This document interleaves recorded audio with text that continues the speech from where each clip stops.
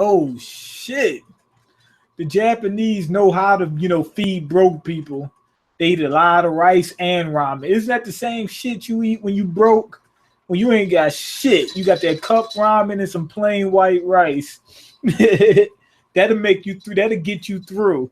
Shit, I survived a few months off that shit itself. And fucking peanut butter and jelly. Let me fix this up. Okay, we good. All right. Anyway, Ikoma, he's putting in some work. He's learning how to do some swordsman shit. The crazy thing about that is, I like it, but it's like a catch-22. His main weapon is that gun. I want to see him get good with the fucking gun. Him learning swordsmanship is going to help him learn how to fight. But you know what I'm saying? Like he's got that gun. The dude that he took he learned that Kurasu's move.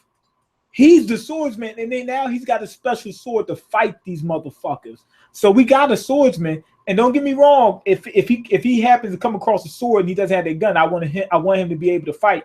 But let's see what he can do with that fucking gun. I want to see what type of skills he can develop using that.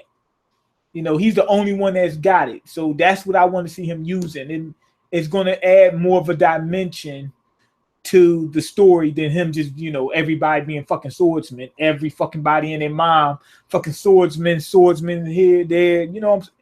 Let's stick with that gun and see how good you can get with that. See what type of moves you can learn doing that. Let's just put that bang on that.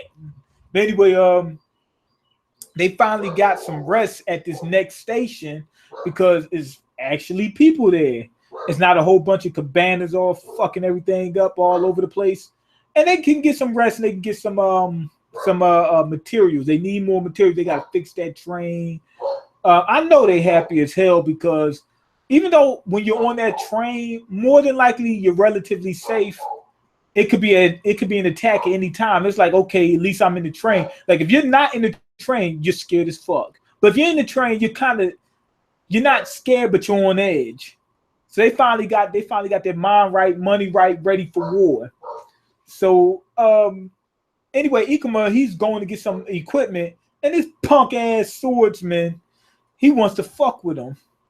Dude comes in there, he's just hard as shit. I fix my fucking gun before I fuck something up. That's what he said. He said, fix my gun before I fuck something up. Nice shop here. I don't want it to get fucked up. And then the guy says, trust me, it won't. He said, nah, don't get it fucked up. He said, I will fuck this shop up. The dude was crazy. Anyway, Ikuma showed him, a thing or two, and he runs off, but he's still acting hard. He said, I want my fucking gun ready. When I come back, it better be ready. That part was kind of fun. Anyway, that dude, Sakari, whatever his name is, he's like one of the engineers or something like that on the train. He destroyed this kid, and he enjoyed doing it too. This kid's waiting for his father to come back, and he told him, he said, yo, the motherfucker's dead. And then the kid asked him, how dead? He said, I mean, this dude is so fucking dead, man. If you revive him, he will come back dead. You got to revive him at least 5 times before he comes back. He's probably a cabana.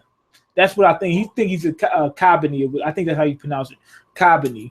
So with that being stated, it was interesting because usually you would try to be soft with the kids. He wasn't soft with them. He said the same thing happened to him. I don't have a polo on because it's too hot. I started sweating through it and all that. But anyway, he said that something similar happened to him. He said that he would rather have the kid crying like a punk right now and learn to get over it than for him to wait, holding it all inside. By the time he find out he just explode and go psycho and kill everybody on the train. He doesn't want that. He doesn't want a Columbine train shooting. So that makes sense though, because he's basically giving him the tools he needs to deal with the situation that he's got to deal with. I'm gonna show you the reality. What do you want to know? What's true, or do you want to know what you want to hear? Which one you want? You want to believe in something that might be a fairy tale just because it makes you feel like cotton candy, or do you want to know what you really are dealing with? I think he had a point. Anyway, Ayami and Kurisu, right? they put on a show for the station's leader and show him, the jet bullets, and the guys are go. I mean, his mouth dropped to the floor. Looked like he was in a porno. He just like mouth wide open. But anyway, he's seeing that. He's like, man, we could fuck something up with that. Give me at least 5 of them. He said, I need at least 5 of those guns. I need at least 20,000 rounds of those bullets. Whatever they wanted, he said, I get you that. He was like, what's that dude, Red from Shawshank Redemption? The dude who can get anything in that prison. He said, if you want a toothbrush, rock hammer, whatever you want, I got you. That's him. He said, man, I'll get you whatever you want. Because they can take down Kabaneri with it. They're living, even when those people are in the walls, they're not on edge, but they still have a slight bit of fear in them because they know it's possible they can get overrun. More than likely they won't, but they can. So they're scared about that a little bit. So anyway, we cut to that dude, what's his name? Unaki, whatever his name, Sonoko, I think his name is. Mumei's old friend, he's caught in some bullshit. You already know what he's getting ready to do. They're trying to overthrow that station, and he's involved. This dude, I think he's doing it out of animosity because he said that he got thrown away or something like that. He's been putting in a whole bunch of work for people and lost a leg. Next thing you know, fuck you. He's like, well, I could still be of some service. Nah, fuck you. I think he's got some animosity. But anyway, they're getting ready to overthrow these people. And I'm thinking that that the people he's getting ready to overthrow got something to do with who he used to work for. I'm pretty sure. But yeah, he wants to overthrow him. I don't think he just chose the job just for the money. I think he's doing it because he wants to take down the people that basically threw him away like it was nothing. That's why he put that bullshit in, what you call him, head, Mume. That's why he put that in her head. He bitter as a motherfucker. This dude bitter. He's like an ex-wife. Now anyway, at the end, we got people, celebrating this little ceremony, and they're telling each other their dreams. One dude said, I just want to live. And the guy says, what's his name? Ikomo, he says, what do you mean just live? That's it? You just want to be alive. You know what I'm saying? He said, gotta be more to life than just that. So they started bigging up their dreams and whatnot. What you call him? Ikoma, he's going to apparently kill all the Kabaneri, and he's going to rebuild the rice fields. And he's also going to put together some ramen shops, to keep black people alive, because that's the only thing we got to eat. Because we so broke that we stuck with the ramen and the rice, plain white rice, and the dirty rice. Anyway, after that, Mumei's brother appears. His name is Biba, right? He shows up. Turns out he's a damn hunter. Now, Ikoma wants to know if the dude is suspect or not. I mean, the dude is suspect. He wants to know if he's a good guy or not, because he put all these weird ideas in Mumei's head. You got to kill walkers, Kabaneri, or otherwise you're no good. So with that being stated, he kind of turned his little sister into a weapon. But here's where it gets me. He is too. He out there killing and risking his life too. So with that being stated, he might just be telling her his ideology on what type of lifestyle they're living. He might not necessarily be a bad dude at all. We don't know. He might just be screwed up from killing these Kabaneris all the time. This episode wasn't all that exciting, but it was good. You know what I'm saying? We got to reveal there's going to be some shit going on with, in that station, because somebody's trying to overthrow him. That's fun. Ikumo gave his little speech about how he's going to take down all the Kabaneri and whatnot. The world is big as hell. So with that being stated, I'm thinking that he's talking about just Japan, but I don't know if it went outside Japan anyway. Because there's 8 billion people on the planet. Obviously, most of the people is going to be Kabaneri. If they made it out of Japan, unless it's only in Japan, most of the people are Kabaneri. That just goes without saying. 1 billion people ain't gonna kill 8 billion people that easy, especially when they're split up. It's not gonna happen.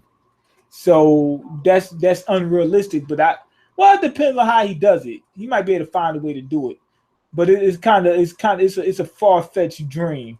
but at least we see where his head at. Like they're strengthening his character. Mume is actually not as interesting as she was when she first came along, because now she's starting to seem like some confused little girl.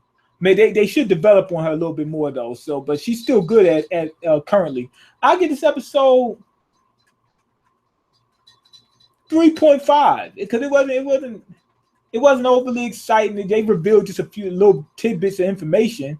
It seems like they're just setting up for the next episode, which should be better than this one. But this wasn't bad. Okay, are you going to review ReZero? Yup. Okay, man, you caught up with Boku no Hero in 2 days. You can't read 70 plus chapters of Tokyo Ghoul. I have no excuse. I'm sorry. Okay, idiot. This video will get more than 50 views. Okay, where are those? Okay, we'll get no more than 50 views. Where are the gameplay? You review rubbish. I'm gonna get the gameplays out. Trust me. In the next couple of days, it's on. Okay, your channel's going nowhere because you can't stop reviewing things that get no views. I apologize, Sensei Homer.